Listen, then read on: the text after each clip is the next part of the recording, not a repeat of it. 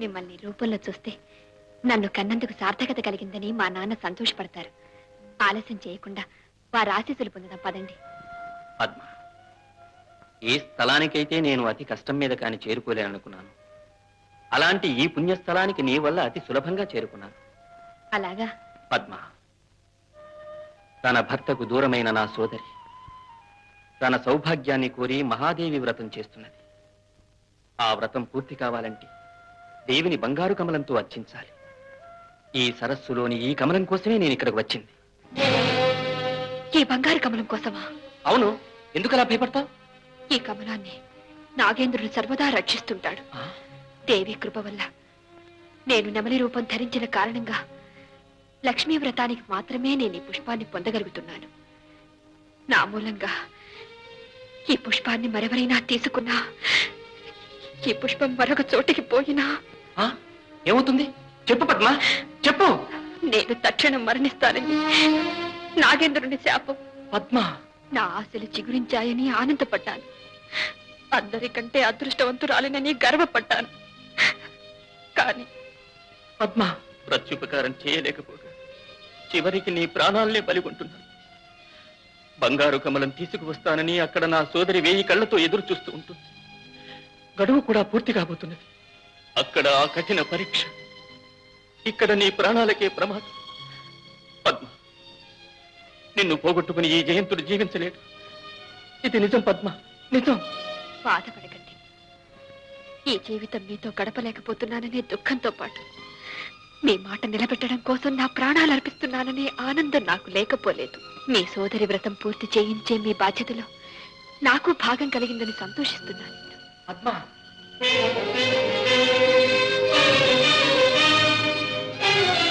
పద్మ, పద్మ, పద్మ.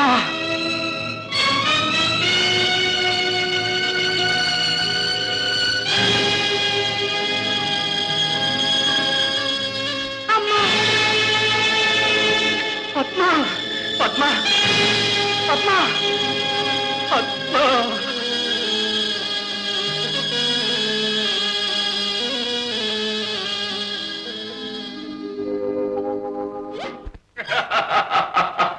ఫలారే రతి సుందరి ఫల తొడగొట్టి పిలిచితివి, తోడుగట్ట రమ్మంటివి. ఈ మిడిమేలుపు జడదారి ఒడిలో వాలెదవో, కెమ్మోవి నొసగెదవో. మహామాంత్రికులు, మీకు అడ్డమేమున్నది? ఈ పాడు గడ్డమున్నదే, చెరుకు మొక్క వంటి చిన్నదానవు. దశజ్ఞులు, మీరు అనుగ్రహిస్తే నా జన్మ ధన్యమైనట్లే.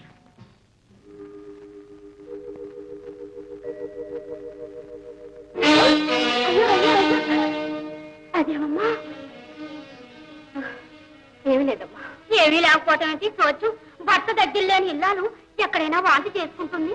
ఏం మైదాల్లో కోనమ్మా, పాపం పెరిగిపోయింది. నీకు నమస్కారం పెడతాను, నన్ను విసిగించకు. నీ దానలు పోతల్లి. ఎంతైనా నా ప్రాణం కాపాడిందాను. నీ తప్పులు నా కడుపులో పెట్టి దాచుకుంటాను. వాడెవరు? ఏమిటి వాగడు? ముసలిదాని కదా గౌరవిస్తే మితిమీరిపోతున్నావే. మర్యాదగా వెళ్తావా, సైనికులు పిలవమంటావా? వెళ్తానమ్మా, వెళ్తాను. ఏదో తెలియక ఏమో అన్నాను, నాకెందుకు పోతున్నానమ్మా. ఇది విన్నావు? ఏమిటిది? నీ సుగుణ గర్భవతి, నీ తెలీదు? ఏమయ్యా, ఇదిగో నిన్నే మీ అమ్మగారు నిండు చూడాలి. నువ్వు ఎలా చూసుకుంటావో కాపలా కొంచెం జాగ్రత్త.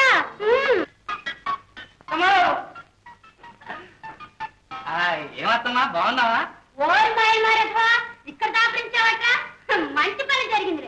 ఈ జన్మ ఇక్కడి నుంచి నువ్వు బయటకు వెళ్ళలేవు. ఇప్పుడు మనం ఒకటే అత్తమ్మా. నిన్నవరా నమ్మేది? అదిలే మాంత్రికుడికి కబురందించాను. కబురా? ఏమిటది? నీకు చెప్పను. చెప్పవా? నీకు చెప్పనంటుంటే చెప్పు. చెప్పను, చెప్పను. అజ్జం పెడతా, జడ్జం కొడతా, అజ్జం పెడతా, జడ్జం కొడతా, అజ్జం పెడతా, జడ్జం కొడతా, అజ్జం పెడతా, జడ్జం కొడతా, అజ్జం పెడతా, జడ్జం కొడతా, అజ్జం పెడతా, జడ్జం కొడతా, అజ్జం పెడతా, జడ్జం కొడతా, అజ్జం పెడతా, జడ్జం కొడతా, అజ్జం పెడతా, జడ్జం కొడతా,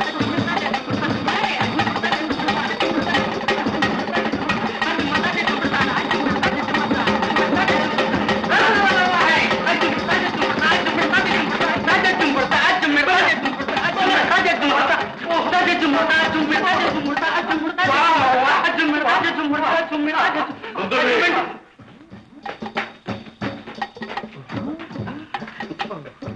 సుందరి ఏమిరా ఈ ముసలి దానిని అచ్చం పెడతా చేసి వేలరా? నేను కాదు. నీవు కాదు మరి ఈ మంత్రము? నేనే మన్నించండి గురువు, తప్పు చేశాను.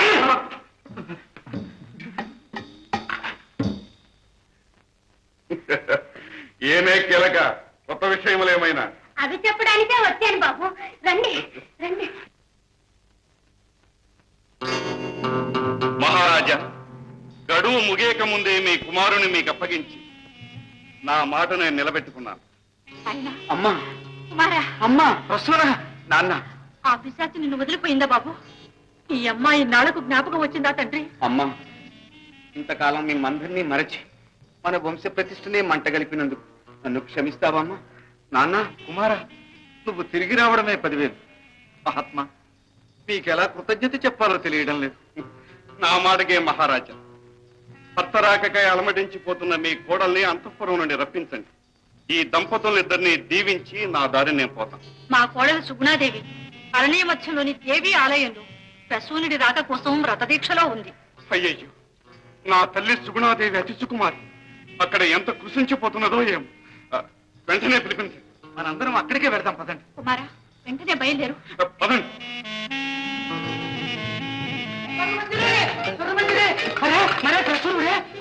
వచ్చాడా? వెళ్ళాడు కూడా. ఏమో ఆ మాంత్రికుడు తీసుకెళ్ళాడు. నువ్వేం భయపడక, నేనున్నానుగా. ముందు సుగుణ వ్రతం చేసి చోటుకు వెళ్దాం. అలాగే.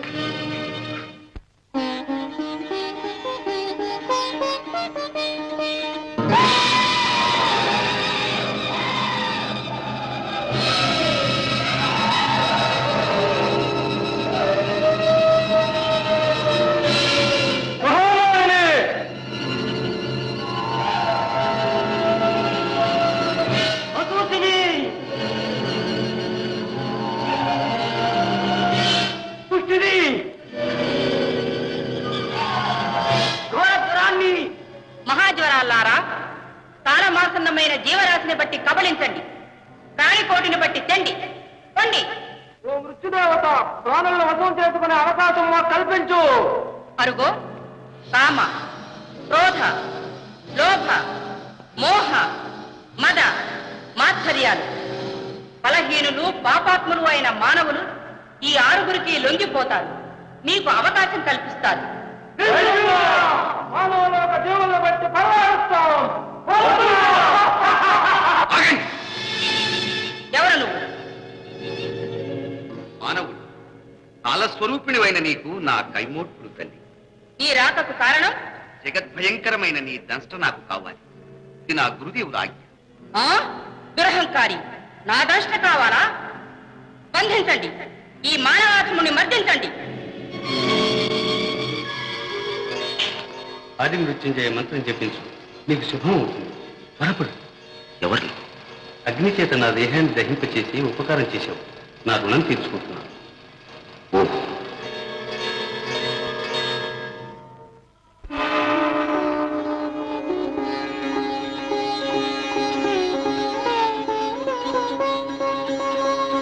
చిరంజీవి, నువ్వు అసాధారణ మానవుడి.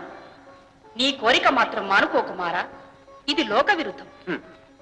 ప్రాణికోటిని భక్షించే నీ కోరను కోరటం విశ్వ కళ్యాణదాయకం. సృష్టికర్త నాకీ కార్యం విధించాడు కుమారా. నా ధర్మం నేను నిర్వర్తించక తప్పదు. జీవరాశిపై జాలిపడి నేను కార్చే కన్నీటి బిందువుల నుండే మహాజ్వరాలు ఉద్భవించి ప్రాణిహననం చేయమని పితామహుని ఆజ్ఞ. నేను కర్తవ్యబద్ధురాల్ని.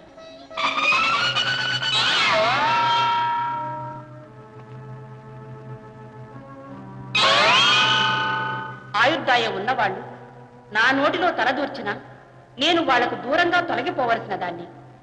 నా కోరతో నేను తాకలేను చిరంజీవి, తాకలేను.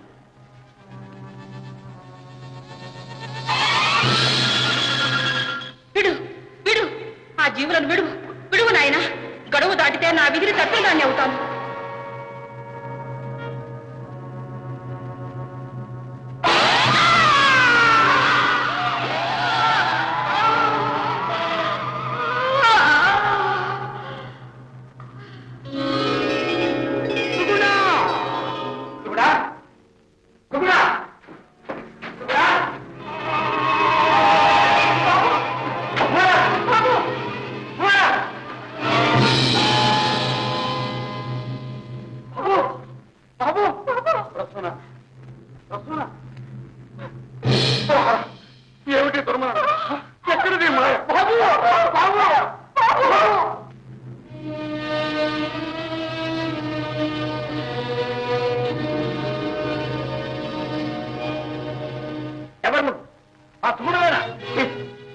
గుడిలో వ్రతమంటూ కులటగా జీవించే ఈ పిశాచి, ఈ దారుణ దుస్సహీడను చూస్తుంటే నా గుండె సరుకుపోతున్నది మహారాజా. ఏమే మాట్లాడవే, ఎవరివే నువ్వు? నేనే అత్తగారు, నీ సుగుణను. పాప, ఈ పుణ్యాత్మురాలు కడుపున చిచ్చు పెట్టి ఇంకా అత్త అని పిలుస్తున్నావా? ఎవడే గుడిలో దాగి ఉండి నీతో కులుకుతున్న నీచుడెవరు? ఎక్కడ? ఇదిగో నా మాట వింటారా? నువ్వెవరు? మీ కోడల్ని ఒక కంట కనిపెడుతూ ఇక్కడే తిరుగుతున్నాను బాబు. ఏం చెప్పమంటారు? ఎవరో ఒక మాంత్రికుడు అర్ధరాత్రి హఠాత్తుగా వస్తాడు, అర్థంలోకే మాయమవుతాడు. ఇంతకంట ఈ నోట్ ఇంకేం చెప్పను బాబు, పురుగులు పడి వస్తాను. అవునొచ్చమ్మా, ఇదిగో ఆ మాంత్రికుడు జింక చర్మం నే పట్టి దాచేసాగా.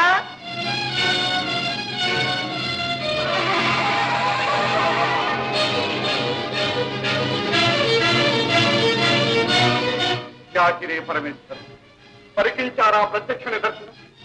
పరంజ్యోతి ఉపాసకులమైన మా ముందు ఈ మాంత్రిక తాంత్రిక శక్తుల పరిచయం. అందుకే ఈ కృష్ణార్జునం మా పాదాల దగ్గర ఆగింది. మా ముందరా ఈ టక్కులు టమారములు. అత్తగారు, నా వల్ల ఏ దోషమూ లేదు, నన్ను నమ్మండి. మా అన్నగారు పుష్పం తీసుకొచ్చి ఇవ్వగానే అన్ని విషయాలు మీకే అర్థమవుతాయి. అన్న, ఇంకా నీకు అన్న ముఖం చూసే అవకాశం కూడా కలుగుతుందా? మహారాజా, ఈ హంతకురాలను ఇంకా ఉపేక్షిస్తారేమిటి? సరే పరమేశ్వరి, తలుపులు బ్రతలు కొట్టండి, దాన్ని బయటికి లేదండి.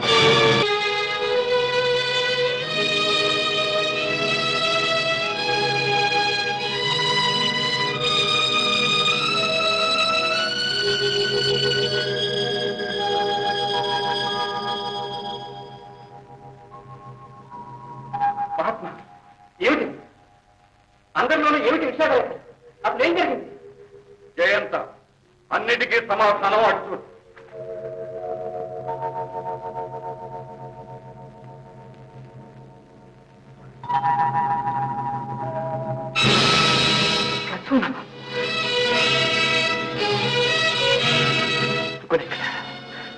మహాత్మా, నా సోదరు ఎక్కడ?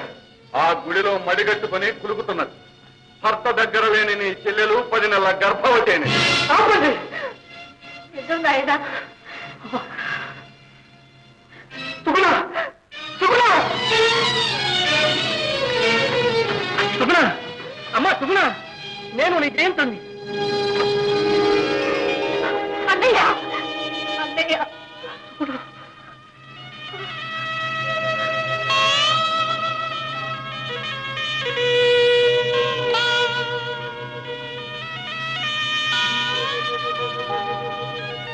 అన్నయ్య, మనిద్దరం ఒకే రక్తం పంచుకు పుట్టాం.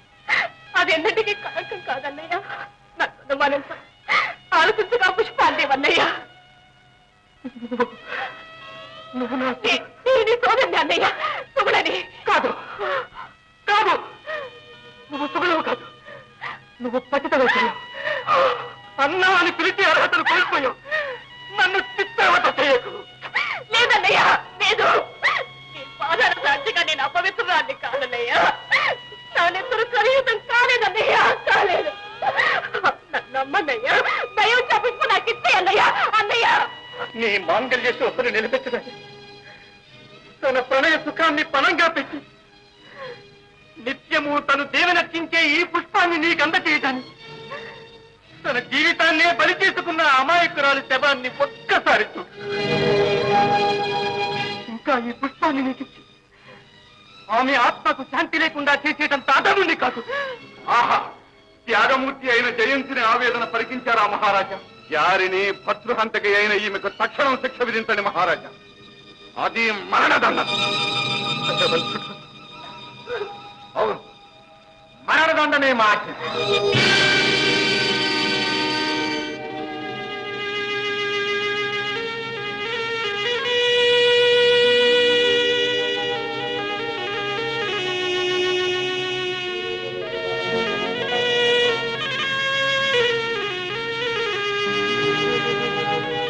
మామగారు, మీ ఆజ్ఞ శిరస వహిస్తాను. కానీ మీరు విధించే శిక్ష నా అన్నగారి చేతుల మీదుగా జరిపించాలని నా కనసారి కోరిక. జయంత, మహారాజు విధించిన శిక్షను తక్షణం అమలుపరచడం మన కర్తవ్యం.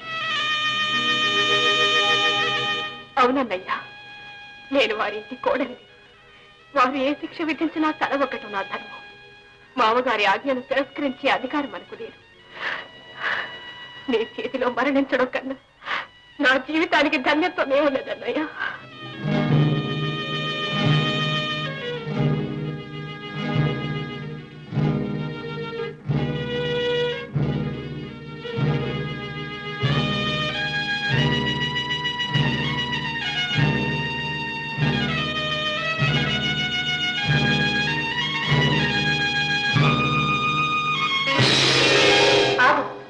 పతివ్రతను బలిపేసి పాపం కట్టుకోవద్దు.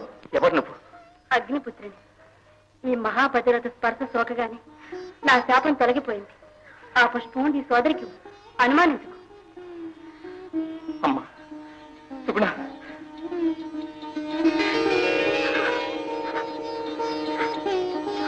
జగన్మాత, ఇన్నాళ్ళు నేను పవిత్ర జీవితంతో నీ వ్రతమే చేసినట్లయితే, త్రికరణ శుద్ధిగా నా భర్తనే ధ్యానిస్తున్నట్లయితే, ఈ పుష్పార్చనతో నా భర్త నన్ను స్వీకరించేలా దీవించు తల్లి, దీవించు.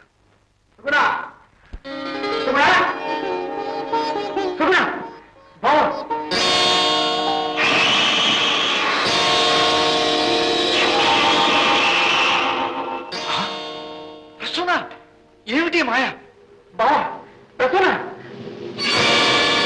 అడుగో సూత్రధారి, ఆ మణిసిద్ధుడే మహామాంత్రికుడు అయింది. మణిసిద్ధుడిగా మోసగించాడు మిమ్మల్ని ఇన్నాళ్ళు. నీ మాంత్రిక తాంత్రిక శక్తులు పన్ని ఇన్నాళ్ళు మా జీవితాలతో చెలగాటమాడాం. నీ ముచ్చట తీర మృత్యు కొర తెచ్చాను. అందుకో మణిసిద్ధ.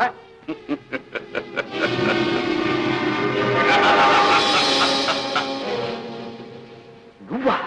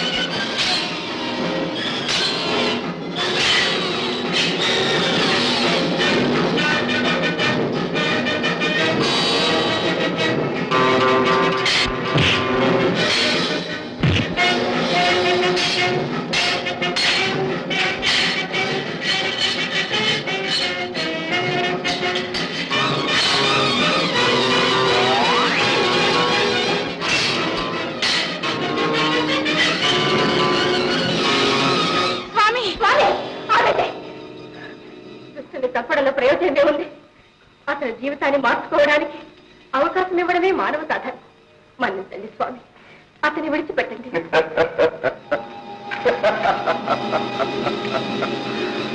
మానవ స్త్రీ సమాజం మైలపడలేదని, పతివ్రతలున్నారని ఇప్పటికైనా గ్రహించావా తిలోత్తమ?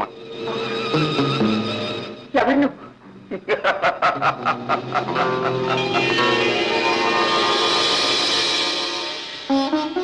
స్త్రీత్వానికి మాయని మచ్చ కల్పించిన నా చర్యలన్నింటినీ మన్నించిన ఈ గుణవతి సుగుణాదేవి ఆనాటి 5 ఏండ్ల బాలికే ఈ మహాపతివ్రత అని ఇప్పటికైనా నీకు కనువిప్పు కలిగిందా తిలోత్తమా? మహర్షి, మరి నా శాప విమోచనానికి మార్గం ఏమిటి? తిలోత్తమా, మహర్షుల శాపాలనే కాదు, ఈ బ్రహ్మాండాన్నైనా తల్లకిందులు చేయగలిగిన శక్తి ఒక్క పతివ్రతలకు మాత్రమే ఉన్నది. ఆ పతివ్రతకు పాదాభివందనం చేయి, నీకు శాప విమోచనమవుతుంది.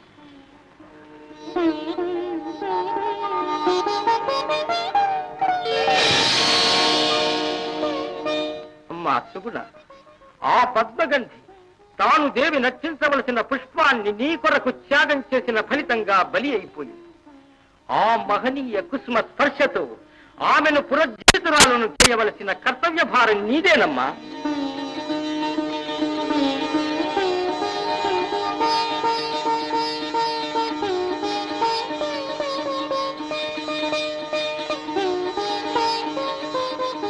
జగన్మాత,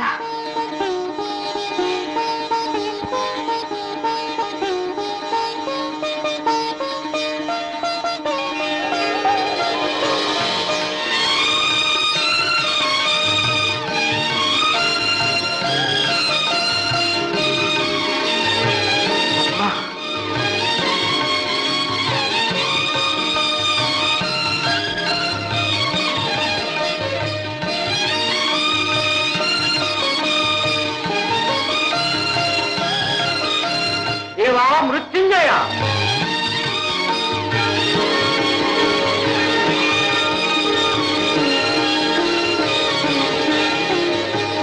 శివాజ్ఞ లేనిదే చీమైన కుట్టదు.